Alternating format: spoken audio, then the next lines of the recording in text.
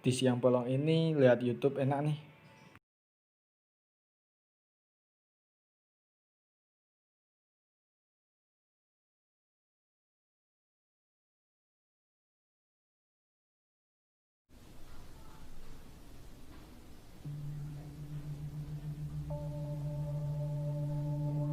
Senyumanmu yang indah bagaikan candu, ingin terus kulihat walau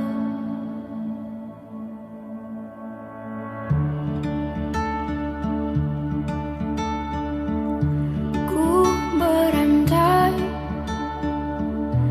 kau di sini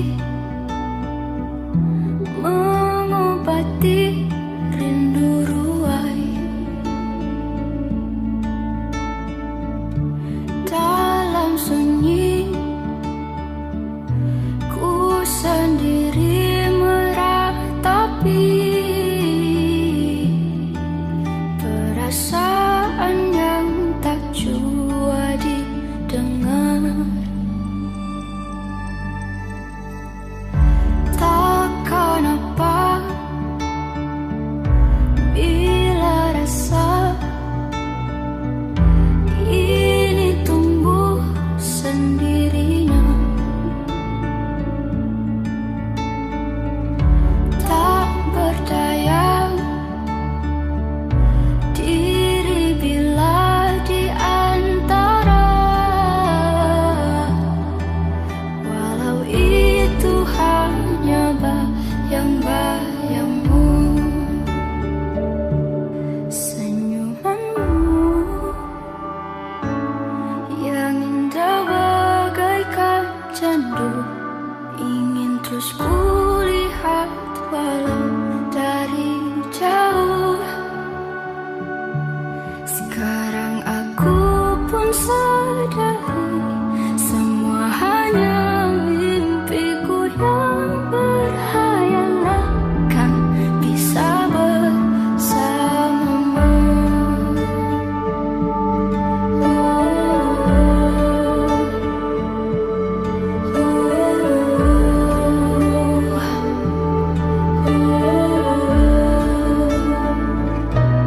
Senyumanmu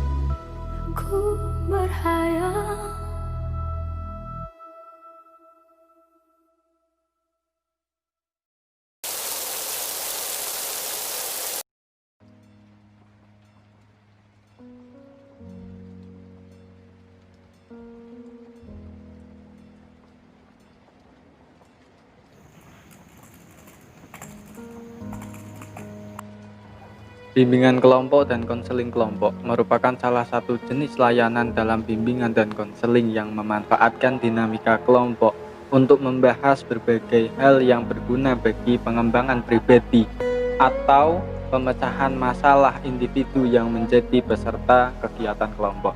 Layanan bimbingan kelompok membahas topik-topik umum yang menjadi kepedulian bersama anggota kelompok. Sedangkan dalam layanan konseling kelompok membahas masalah pribadi yang dialami oleh masing-masing anggota kelompok. Pembahasan topik tersebut melalui suasana dinamika kelompok yang intensif dan konstruktif, diikuti oleh semua anggota di bawah bimbingan pimpinan kelompok. Tujuan dari bimbingan konseling kelompok ini salah satunya ada belajar untuk memahami diri sendiri dan orang lain, menentukan berbagai kemungkinan cara menghadapi persoalan-persoalan, perkembangan dan upaya mengatasi konflik-konflik tertentu, meningkatkan kemampuan kontrol diri sendiri, kemandirian dan tanggung jawab terhadap diri sendiri dan orang lain, belajar keterampilan sosial yang efektif serta mengaktualisasikan komunikasi di situ. Namun di sini ada perbedaan yang dicapai antara bimbingan kelompok dan juga konseling kelompok. Tujuan yang dicapai bimbingan kelompok yaitu pembahasan topik-topik secara umum, luas dan mendalam yang bermanfaat bagi anggota kelompok. Namun konseling kelompok yaitu memecahkan masalah pribadi yang dialami oleh masing-masing anggota kelompok. Jumlah anggota bimbingan kelompok dibatasi hanya 10-15 orang, sedangkan konseling kelompok dibatasi sekitar 10 orang. Beberapa hal yang perlu diperhatikan dalam membentuk kelompok adalah penyaringan anggota dan mempertimbangkan praktis dalam membuat kelompok. Adapun pertimbangan praktis yang dilakukan adalah berkaitan dengan komposisi kelompok, ukuran anggota kelompok, frekuensi dan lamanya pertemuan pada setiap sesi, panjangnya kelompok, kesepakatan tempat pertemuan, dan sifat keanggotaan yang terbuka atau tertutup. Sebelum kelompok dibentuk, seorang konselor juga dapat memberikan klasifikasi tentang konselor yang akan memimpin kelompok dan harapan-harapan dari anggota kelompok terdapat proses kelompok. Tujuan akhir dari proses kelompok adalah adanya perubahan tingkah laku berdasarkan hasil interaksi dan diskusi dalam kelompok. Strategi kelompok berimplikasi dan pemenuhan kebutuhan sosial anggota kelompok untuk dapat eksis di masyarakat. Hal-hal penting yang merupakan pertimbangan umum dalam kelompok adalah: pertama, memiliki perspektif multibudaya. Kedua, penguasaan komposisi konselor menjadi salah satu instrumen penting dalam proses konseling kelompok. Pada akhirnya, konseling kelompok merupakan salah satu pilihan strategis untuk membantu pengembangan potensi dan kemampuan anggota kelompok.